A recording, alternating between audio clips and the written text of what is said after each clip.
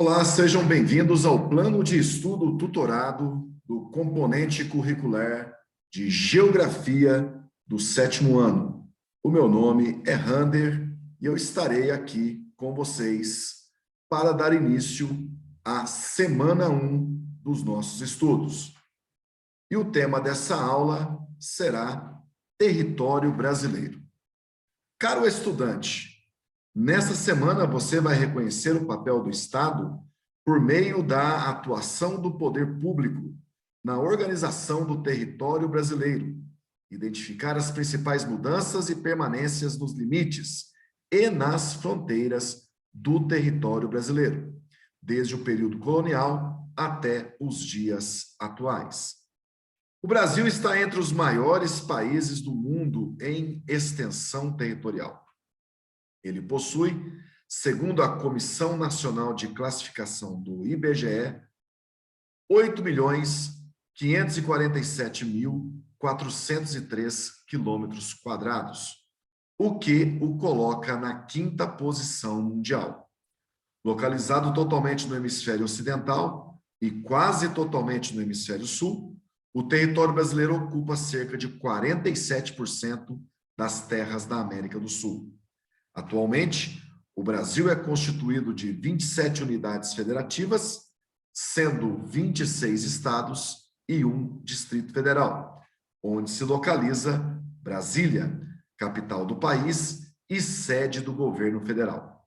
Os estados estão divididos em municípios, que são as menores unidades político-administrativas da federação. O Brasil possui fronteiras terrestres e marítimas.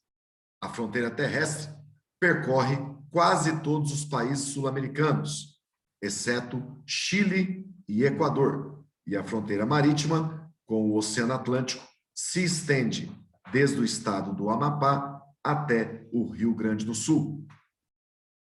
A atual divisão do território brasileiro nem sempre foi assim.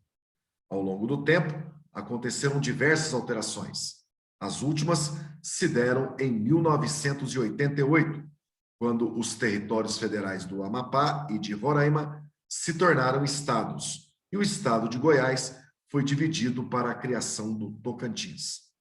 No final do século XV, com a descoberta de novas terras, Portugal e Espanha assinaram o Tratado de Tordesilhas.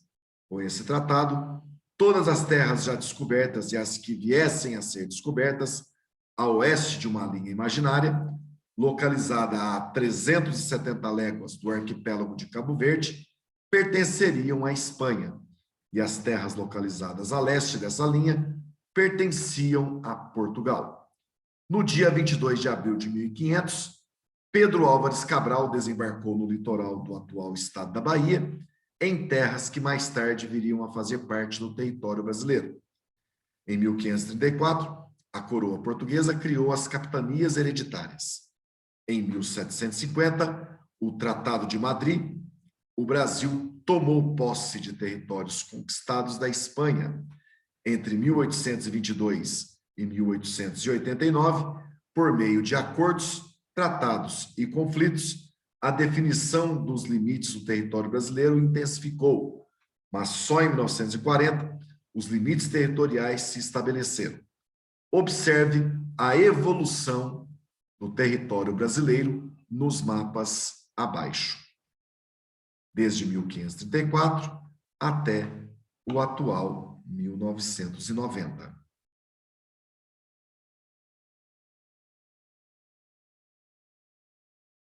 E vamos para as atividades. O Brasil é chamado de país continental por causa da sua extensa área territorial, ocupa a 5ª posição. Observe o mapa abaixo e escreva em ordem decrescente os 5 países com as maiores extensões territoriais do mundo.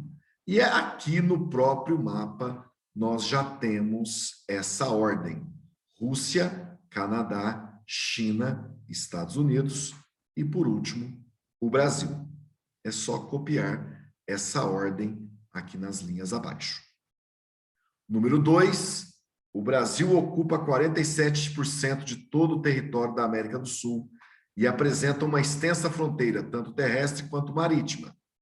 Assinale a alternativa correta em relação às fronteiras brasileiras.